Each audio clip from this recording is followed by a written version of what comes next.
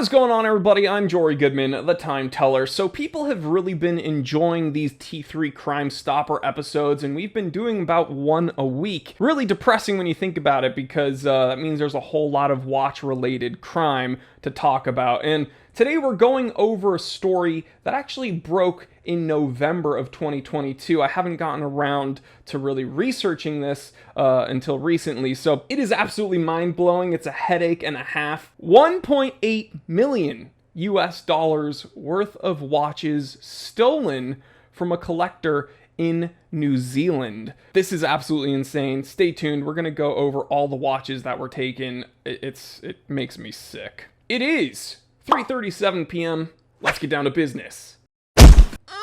Okie dokie, so 1.8 million US dollars worth of watches stolen, a total of 70 watches.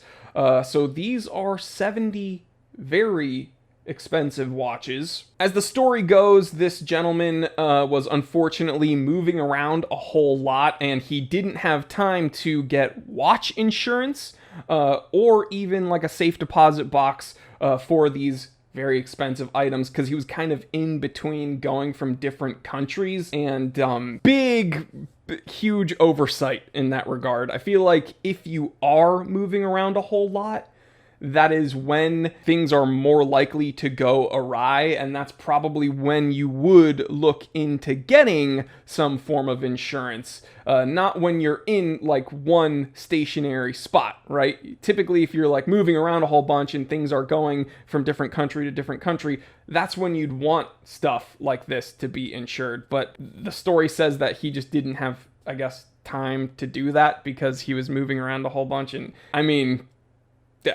gosh, I'm chuckling right now, not because like I think it's funny. It's because it's if only these were insured, and if only like you put these in a more secure spot. They were put in Pelican cases under a bed.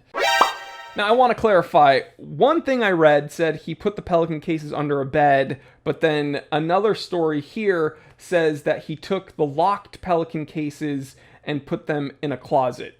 Either way, closet, bed, we're not talking about Fort Knox here, unfortunately. And when it comes to bad decisions, it seems like it just doesn't stop there. I guess November 12th, 2022, he went out to dinner and he had not armed his house alarm. Again, you're probably a fairly successful dude. You're moving from like different countries to different countries, and you have $1.8 million worth of high-end wristwatches.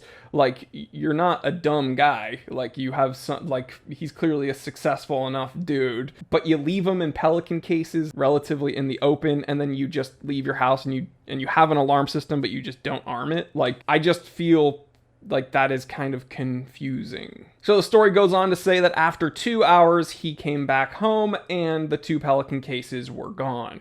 Now, Watch Collecting Lifestyle is the place that I think has the most accurate information, and they have compiled a huge grid of all the watches stolen. We're going to cycle through them, and they've actually shown a list. Now, shout out to the Watch Register, which is a international database, probably the largest of its kind, of lost and stolen watches. Anybody going through this, it's got to be like just incredibly frustrating and inconvenient, but to lose $1.8 million worth of your collection, I can't really even comprehend that. Let's go ahead and take a look at the watches. Panerai Year of the Goat Limited Edition 00848, an Ottlenz HLS07, a Sarpaneva Corona K1, Debethune, I always mispronounce that name. That's some of these watches I've never heard of. This one I have heard of, but I can't pronounce the name. DB28 Dark Shadow, FP Journe Chronometer Blue, JLC Tribute to 1931 Rouge, JLC Reverso Tribute to 1931 Blue, FP Journe Octa Zodiac Platinum Limited Edition number 1, Lorient Ferrier, which is one of my favorite watchmakers, Gallet Micro Rotor, Fume, Green Dial Piece Unique, H. Moser Concept Cosmic Green, Montblanc 1858 Chronograph Bronze, Omega Speedmaster Pro Snoopy Award First Edition, Creator GCLP 991, H. Moser Concept Purple Haze, Beat Haldeman H12SS Blue Piece Unique, Longa Dubai Edition, sorry. Let me see if I can zoom in because it's kind of hard to read.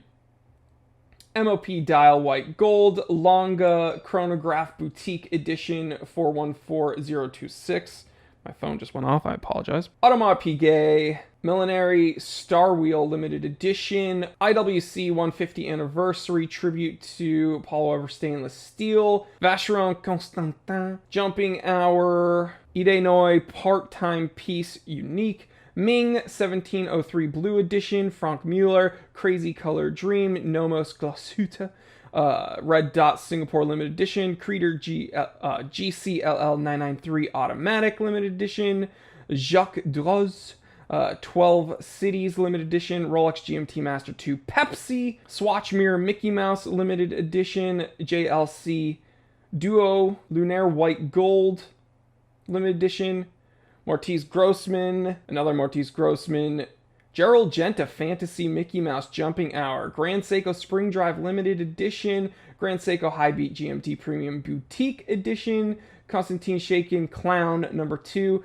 Patek Philippe Annual Calendar Chronograph, Vianney Halter Goldfell Jumping Hour Moon Phase, Longa Zeitwerk Platinum, Chanel Monsieur Jumping Hour, Breguet 3420 BA Jump Hour, Rolex Vintage 5500 Explorer Dial 1530 movement from the 1960s, a Vacheron Vintage Pink Gold Fancy Lug, Vincent Calabres Jumping Hour, Omega Vintage CK2639 Cal 265. That's a bullseye dial. Gerard Perregaux Vintage Mystery Dial Yellow Gold, Patek Philippe 5235G Regulator, Longines Vintage 1940s 1268Z, Cartier Collection Privé Monopusois Tortue, love that watch, Angelus Vintage 1940s Spiral Tack, Rolex Submariner Green Hulk, Glashütte Original Panomatic Lunar Salmon, which is a limited edition, which is the one that got away from me. I absolutely love that watch. Peter Speak Marin, Armin Strom Manual Racing Gravity Limited Edition, Chrono Tokyo Hajime, Roger Amelge Chronograph,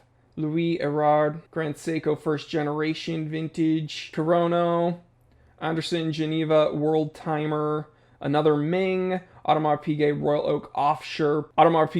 Oak Offshore Boutique Blue Edition, Parmigiani, a G-Shock Full Metal Midnight Tokyo, Bulgari Finissimo Skeleton Ceramic, a Corono, a Mito Ocean Star Decompression, another Corono, and a Seiko Tic Tac 35th Anniversary Limited Edition Gen 1. So as you can see, a lot of the watches on the list are very, very, very expensive by themselves. To lose one of them would be maddening, but to lose 70 of them in one pop, that is, like, insanity. So what can we learn from this? Well, I suppose if you have that collection, or anything that you find valuable, do your due diligence and take the precautions to protect your investment as best as you can, right? Not everyone can pay for a crazy vault. Not everyone can pay for a, expensive insurance policy. But it seems like if you have the ability to have these watches, you probably could afford insurance. I'm not trying to make, too... I don't want to assume anything about this person because I don't know them. All right, I'm just saying, if you have $1.8 million worth of watches, you could probably splurge to insure a few of them. You could probably splurge for a safe. You could probably take it to a bank, safe deposit box. But it seems like, you put them in some Pelican cases, and yes, you can lock those Pelican cases, but the Pelican cases aren't like you can just move those Pelican cases, which is what exactly happened. And then the people have all the time in the world to, break those locks. And then, you have an alarm system in your house, but you don't arm it when you're leaving. It's a few things had to have gone wrong here. And the people who did it obviously were casing this joint. They obviously knew this guy was in possession of some very expensive sought after items, because they waited from when he was leaving and did it within a 2-hour period. But again, to just pick up two Pelican cases, you don't have to be an expert safe cracker for that. It's not really a deterrent, right? You just pick up the 2 Pelican cases and leave. So I'm not trying to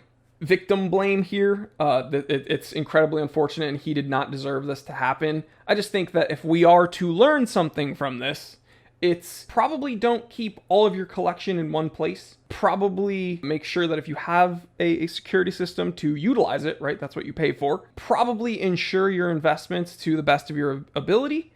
And just be very aware that the world doesn't care about you, and bad things will happen to you even if you do make the best decisions possible. I know that's an incredibly cynical, negative thing to say, but I'm just just be careful, guys, please. I absolutely hate doing these episodes of T3 Crime Stoppers, but it's not like crime's ever going to actually stop. So I'm always going to have things to talk about, and hopefully we can glean some things from these terrible occurrences and we can learn something. So yeah, just be careful, make the best decisions possible, and if you have the ability to protect your stuff, then do so.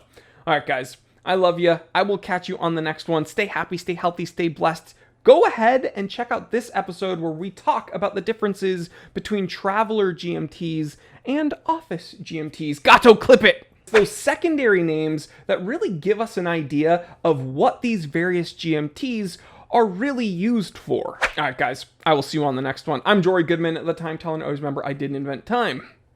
I just tell it.